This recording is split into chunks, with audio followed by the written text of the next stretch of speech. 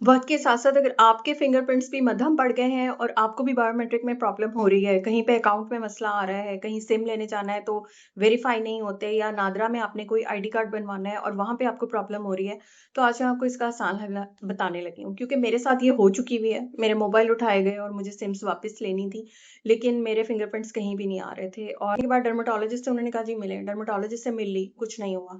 उसके बाद स्क्रॉल करते हुए इसी तरह मेरे ये टोटका जो था वो मेरे सामने आया और मैंने इसको अप्लाई किया एंड अल्हम्दुलिल्लाह आई गॉट माय सिम्स।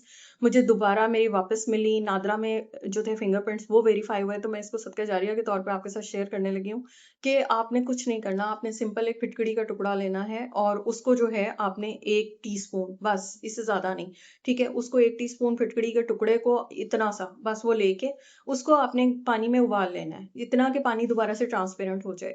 पानी थोड़ा ज़्यादा ले लें, इतना कि आपके हाथ डिप हो जाएँ और या फिर बाद में उसमें सादा पानी मिक्स कर लें।